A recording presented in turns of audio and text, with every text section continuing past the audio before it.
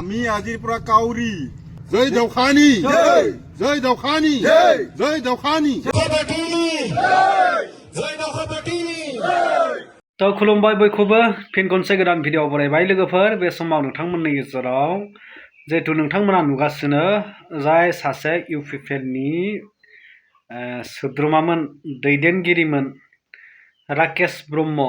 आथिखालनि बिटिसिनि एमसिएलए आरो बारग' इएम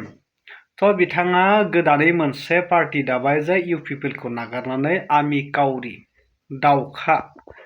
थारैनो बिथांमोननि थांखिया मा राकेश ब्रह्मनि गोदान पलिटिक्स पार्टी दानायनि थांखिया मा एजेन्डा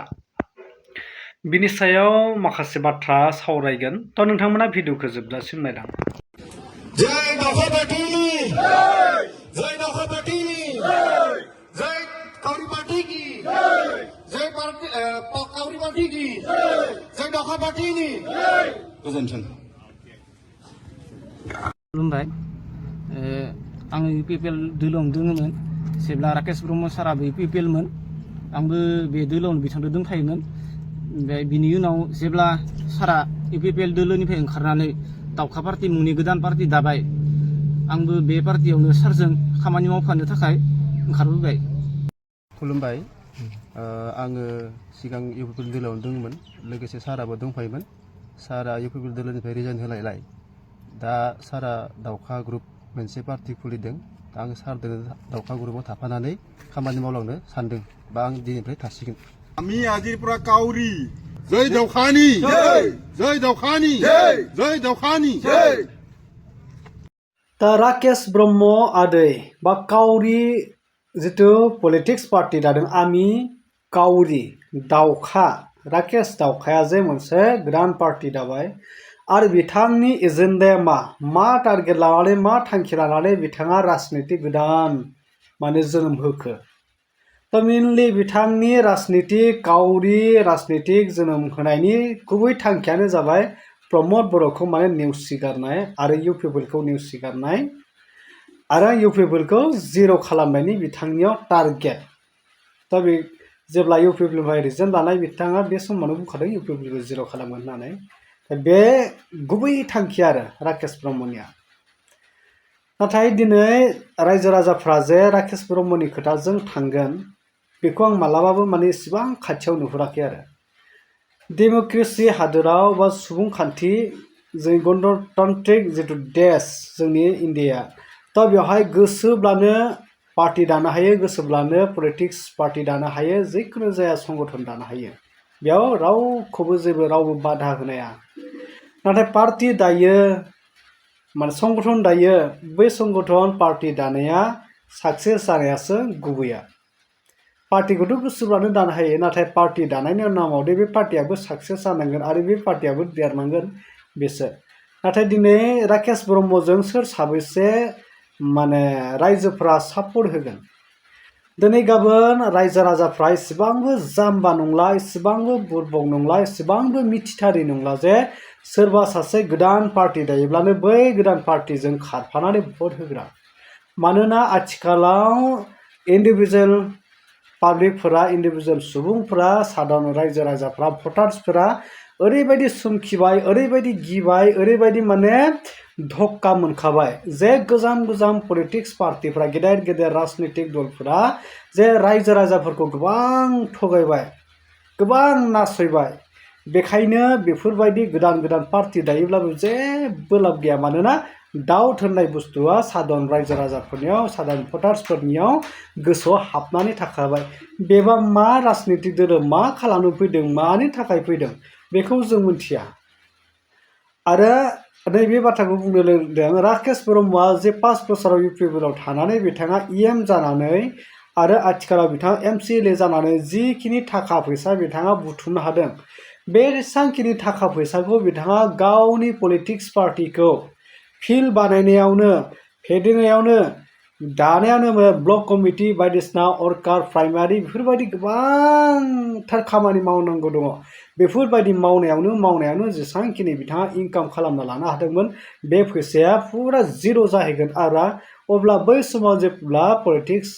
बा इलेक्शना फैगोन बै समाव माखौ गारगोन माजों गेलेगोन इलेक्सन सोरनिफ्राय मोनगोन बेफोरबायदि गोदान गोसोखांनानै जेरैहाय सिजेपि क'क्राझार जनता पार्टीया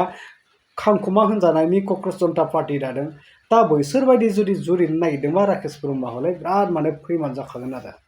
स' बिथांनि राजनितिकआ ओरैनोबाबो माने केरानानो जोबखाबाय होननानै सानना लाजायो मोनसे राजनितिक दोलोआ दादोंब्ला बे साक्सेस जानो थाखाय खमैब्लाबो 30-40 बोसोर बिथांनो सम नांसिगोन दायो इउपिपिएलआ बेसेबांबा गोबाव जाबाय नाथाय बिनि गेजेराव खनसेल' गभर्नमेन्ट दानो हादों पिसिडिआरनिफ्राय लानानै इउपिपिएलसिम अब्ला खनसे गभर्नमेन्ट दाखांनायनि उनाव बेलथायबाय दिनै राकेश ब्रह्मआ गोसो जाब्रबनानै दाब्रबनाय पार्टी बेखौसो साबैसेया सापर्ट होगोन दिनै इउपिपिएलनि मानसिफ्रा बिदियाव थांजोबदों होननानै बुंदों नाथाय जायफ्रा राकेश ब्रह्मखौ मोजां मोनो आरो ओरैबायदिबो जे दिनै गाबोन थाखा लुटिनो थाखायबो थांफ्लायो दै थाखा लुटिनो थाखाय फैसा लुटिनो थाखायबो सोरबा लिडारनि उन खारफायो मोनजाखांनायनि उनाव खामानि मावो मावा जायो जाया साक्सेस जायो जाया बेखौ बेफोर माने जेबो खुनु खोथा गैया आरो खालि बेनिफ्राय लिडारनिफ्राय थाखाखौ मोनजागबानो जाबाय बुथुमखौनो हाब्लानो जाबाय एरख'नो हागबानो जाबाय